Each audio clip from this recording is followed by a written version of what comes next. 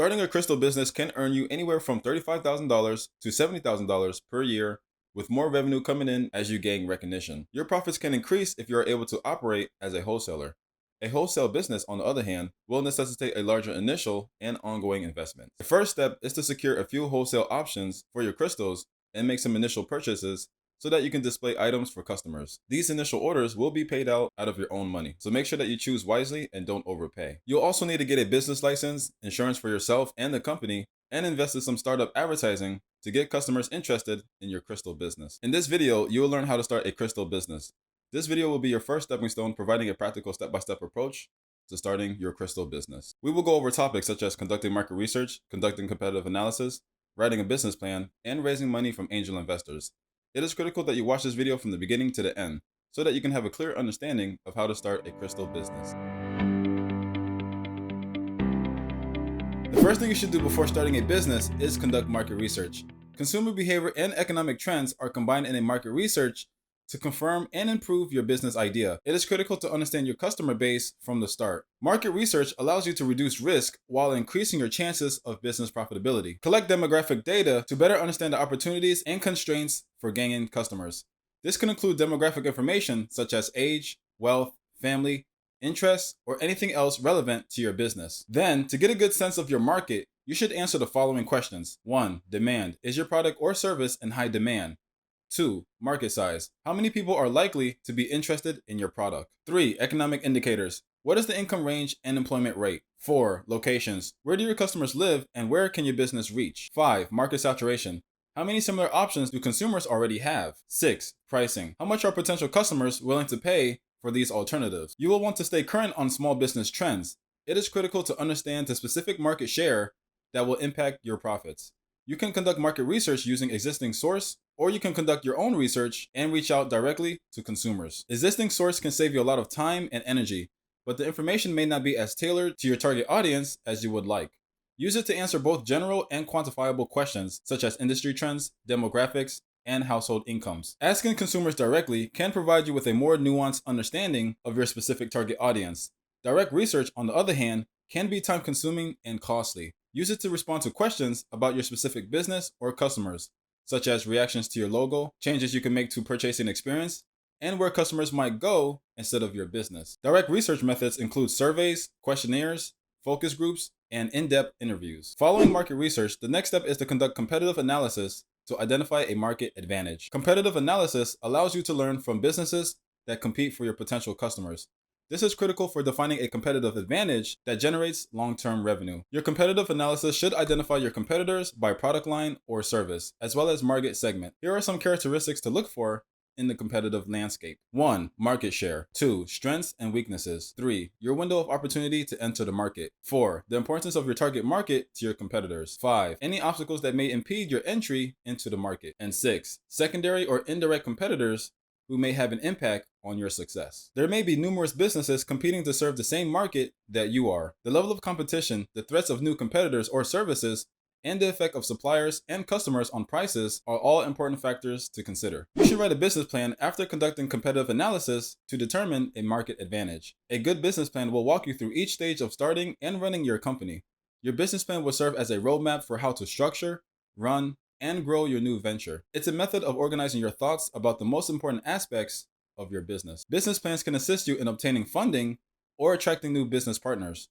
Investors want to know that they'll get a good return on their investment. Your business plan will be the tool you use to persuade others that work with you or for investing in your company. You should choose a business plan format that works for you. There is no correct or incorrect way to write a business plan. What matters is that your plan meets your requirements. The majority of business plans fall into one or two categories: traditional or lean startup. Traditional business plans are more common. They follow a standard format and encourage you to go into details in each section. They usually necessitate more work up front and can be many pages long. Lean startup business plans are less common, but they still follow a standard format. They concentrate on summarizing only the important points of your plan's key elements. They can be made in as little as an hour and are usually one page long. If you are very detail-oriented, want a comprehensive plan, or intend to seek funding from traditional sources, you may prefer a traditional business plan format. You are not required to follow a specific business plan outline when writing your business plan. Instead, use the sections that make the most sense for your company and its requirements. Traditional business plans include some of these 9 sections. 1. Executive summary. Tell your readers about your company and why it will be profitable in a few sentences.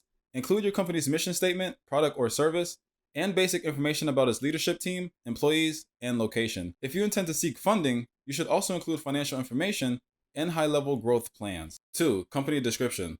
Provide detailed information about your company in your company description. Explain in detail how your company solves problems. Make a list of consumers, organizations, or businesses that your company intends to serve. Describe the competitive advantages that will help your company succeed, such as, is your team comprised of experts, or have you found the ideal location for your business? This is the place to talk about your company's strengths. 3. Market research. You'll need to be well versed in your industry outlook and target market. Competitive research will show you what other companies are doing and their strengths.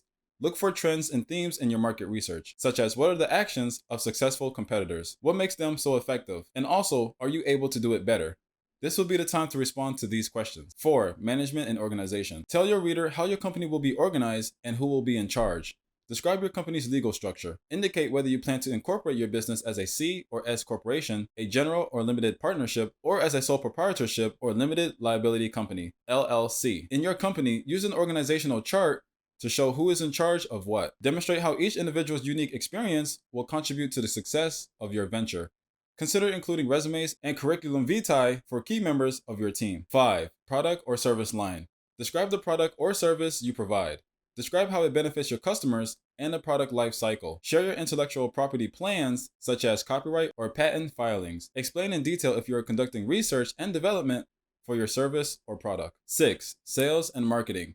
A marketing strategy cannot be approached in a single way. Your strategy should evolve and change to meet your specific requirements. This section's goal is to describe how you plan to attract and retain customers. You'll also describe how a sale will take place. This section will be referred to later when making financial projections, so make sure to thoroughly describe your entire marketing and sales strategy. 7. Request for funding. If you're requesting funding, this is where you'll detail your funding needs. Your goal is to clearly explain how much funding you'll require over the next 5 years and how you intend to use it. Indicate whether you want debt or equity, the terms you want, and the length of time your request will last. Provide a detailed description of how you intend to use your funds. Indicate whether you require funds to purchase equipment or materials, pay salaries, or cover specific bills until revenue increases. Include a description of your future strategic financial plans, such as debt repayment or the sale of your business. 8. Financial projections. Financial projections should be included with your funding request. Your goal is to persuade the reader that your company is stable and will be highly profitable. Include income statements, balance sheets, and cash flow statements for the last 3 to 5 years if your company is already established. If you have any other collateral that could be used to secure a loan, make sure to include it as well. Provide a financial forecast for the next 5 years. Forecasted income statements, balance sheets, cash flow statements, and capital expenditure budgets are all included. Be even more specific in the first year using quarterly or even monthly projections. Make certain that your projections are clearly explained and that they correspond to your funding request.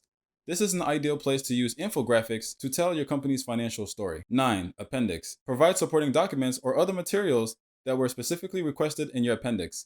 Credit history, resumes, product pictures, letters of reference, license, permits, patents, legal documents, and other contracts are all common items to include. You may prefer a lean startup format if you need to explain or launch your business quickly, if your business is relatively simple, or if you intend to change and refine your business plan on a regular basis. Lean startup formats are diagrams that describes your company's value proposition, infrastructure, customers, and finances using only a few elements. They are useful for visualizing trade-offs and key facts about your company. A lean startup template can be created in a variety of ways. The following are the 9 components of a lean business plan. 1. Key partnerships. Take note of other businesses or service with which you will collaborate to run your business. Consider vendors, manufacturers, subcontractors, and other strategic partners. 2. Key activities. Make a list of the ways your company will gain a competitive advantage. Highlight activities such as selling directly to consumers or utilizing technology to participate in the sharing economy. 3. Key resources. List any resources you will use to provide value to your customers.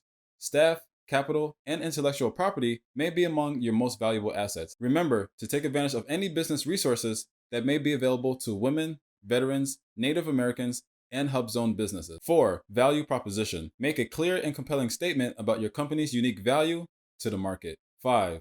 Customers' relationships. Describe how your customers will interact with your company. Is it automated or human to human? Should it be done in person or online? Consider the customer's experience from the beginning to the end. 6. Customer segments. When naming your target market, be specific. Because your business will not be for everyone, it is critical to have a clear idea of who your business will serve. 7. Channels. Make a list of the most important ways you'll communicate with your customers. Most businesses use a combination of channels that they optimize over time. 8. Cost structure. Will your company prioritize cost cutting or value additive initiatives? Define your strategy and then list the most significant costs associated with pursuing it. 9. Revenue streams. Describe how your company will make money. Direct sales, membership fees, and the sale of advertising space are a few examples. If your business has multiple revenue streams, make a list of all of them. Following the completion of your business plan, the next step is to secure funding for your venture. Starting a business costs money. One of the first and most important financial decisions most business owners make is how to fund their venture. How you choose to fund your business may have an impact on how you structure and run it. Every company has unique requirements, and no financial solution is one size fits all. Your personal financial situation and business vision will shape your company's financial future. Once you've determined how much startup funding you'll require, the next step is to determine how you will obtain it. Let's talk about how to fund your own business through self-funding. Self-funding, also known as bootstrapping, allows you to use your own financial resource to support your business. Self-funding can take the form of borrowing money from family and friends, using your savings account, or even tapping into your 401k. You retain complete control over your business when you self-fund, but you also assume all of the risk. Be cautious not to spend more than you can afford, and be especially cautious if you decide to withdraw funds from retirement accounts early. You could face costly fees or penalties, or you could jeopardize your ability to retire on time. So consult with the administrator of your plan and a personal financial advisor first. Another option is to raise venture capital from investors. Venture capital investments can provide you with the funding to start your business. Venture capital is typically offered in exchange for a stake in the company and an active role in its operation. In a number of important ways, venture capital differs from traditional financing. Typically, venture capital focuses on high growth companies. Rather than debt, they invest capital in exchange for equity. They also take higher risk in exchange for potential higher returns, and it has a longer investment time frame than traditional financing. Mostly all venture capitalists will want a seat on the board of directors at the very least. As a result, be willing to give up some control and ownership of your company in exchange for funding. There is no certain way to obtain venture capital, but the process generally follows a standard sequence of basic steps. 1. Find an investor. Look for individual investors, also known as angel investors or venture capital firms. Make sure to conduct sufficient background research to determine whether the investor is reputable and has experience working with startup companies. 2. Share your business plan. Your business plan will be reviewed by the investor to ensure that it meets their investment criteria. Most investment funds focus on a specific industry, geographic region, or stage of business development. 3. Go through due diligence reviews. The management team, market, products and service, corporate governance documents, and financial statements of your company will be scrutinized by the investors. 4. Negotiate the terms. If they decide to invest, the next step is to reach an agreement on a term sheet that outlines the terms and conditions under which the fund will make an investment. 5. Investment. You can get the investment once you agree on a term sheet. When a venture fund invests, it becomes an active participant in the company. Venture capital is typically provided in rounds. As the company achieves milestones, additional rounds of financing are made available, with price adjustments as the company executes its plan. If you found this video useful, please show your appreciation by clicking on the like button. Also, let us know in the comments if you'd like us to make a long, in-depth follow-up video to learn more about how to start this business. Also, don't forget to click the subscribe button to see more videos from Shaun Academy, an extension for education.